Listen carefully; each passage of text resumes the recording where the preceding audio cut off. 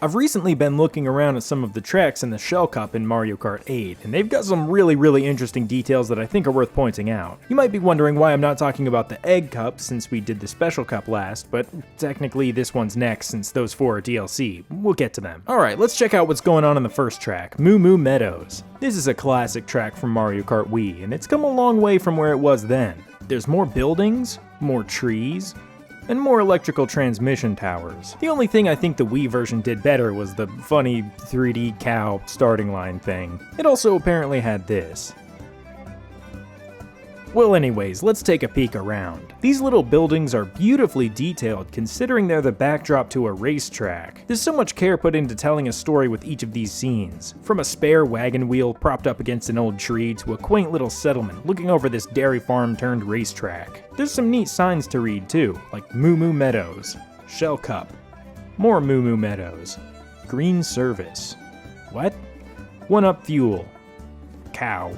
But after doing some more looking at these buildings, I sort of realized something. Why are the doors so tall? That sounds like a weird thing to ask, these just look like normal doors. But that's what I'm saying, these are normal doors, not toad doors. If you look around, you see a bunch of toads dancing around and cheering like they own the place, but I don't think they do. Take a look at this mushroom village in Super Mario Galaxy. This is what toad doors look like. Could the Moo Moo Meadows dairy farm be run by humans rather than toads? I was searching for answers to that question when I stumbled upon this. Like an actual Scooby-Doo brick that you push in to open a secret passageway. I looked around for more of these to see if this was just part of the brick design, but no, this is the only one. Well, I'm not sure I have everything I need to fully investigate Moo Moo Meadows right now, but it's a very nice looking track, one of the best I think. Which, by contrast, makes the next track, GBA Mario Circuit, look absolutely mundane. This is a really impressive visual upgrade from the original Game Boy Advance track, but it's still not really anything impressive in regards to the other Mario Kart 8 tracks. Well, let's still check out what it has to offer. First off, there are a good bit of sponsor signs, but even cooler than those is this whiteboard over here. It's got some chalk writing on it that lists some Mario Kart teams that we first saw listed in Mario Kart Stadium, the first track in the game.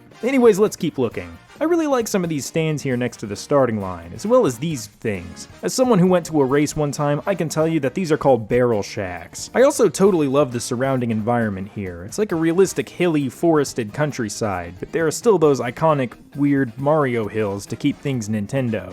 That's enough Mario Circuit. Let's check out the next track, Cheap Cheap Beach. This track looks fantastic, much better than it did in Mario Kart DS. Covering this island and even those in the distance are the chairs, drinks, towels, and umbrellas of the local piantas. They even have these boats, which have the name of the track painted on them. These colorful drinks look delicious, except for this one, because some idiot put green onions in it. Alright, let's head out and take a look at what's going on in the water. Well, actually, it looks like it's low tide right now, since the water is all gone, but that just means we get to see all of this cool coral. I love that even these tiny islands next to the track have piantas set up on them. You can also see all kinds of sailboats sailing around the water surrounding this island. If we take a closer look at the models of these boats, we can see that they each have their own themes. Before we head into the jungle, we see a lighthouse off to the right. This seems to be a pretty significant part of this track. It can actually be seen from another track that we'll get to later, one that connects quite a few tracks together. After some sick drifting and some ramp jumping, we make it back to the finish line, which if you didn't notice is actually a volleyball net.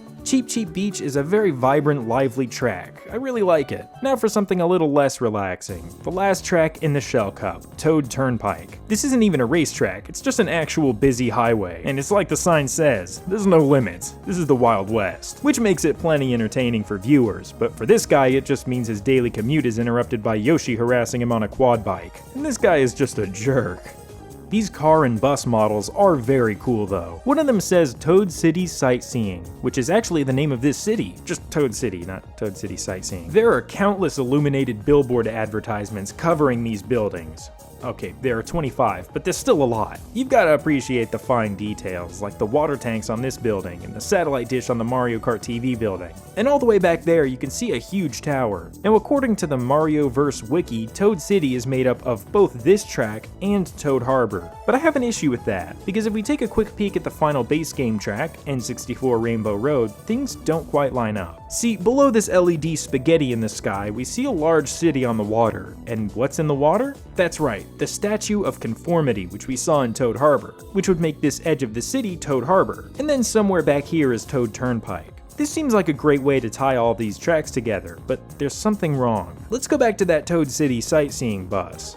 Look at the silhouette of the skyline. It clearly fits the city here, but not the one under N64 Rainbow Road. They both have towers, but they're completely different. The tower in this city looks like an Eiffel Tower made out of M's with a mystery block and a mushroom, but the tower in Toad City is more like a great value Space Needle. And if we check that bus one more time, the tower actually appears to be some kind of radio tower, because of the lightning bolts, I guess. There's also a sign that says 64 megahertz, which is probably a reference to the radio tower as well as the N64, since this is originally an N64 track. But honestly, I think my favorite part of Toad Turnpike is this Toad Services building, where you can find Yoshi's Egg, Tropical Bakery, Fountain Cafe, Tropical Grocery, and Coconut Cafe. There's also some pretty funny signs. Uh-oh, trees. Time to turn on lights. Well, that's pretty much everything there is to see on Toad's Turnpike. I don't want to dig into N64 Rainbow Road too much yet, but if you look closely, there is a curious little light shining over the ocean, and a certain dairy farm has its connections to this track as well. I hope you found something new here. It's always a lot of fun to explore these tracks with you guys.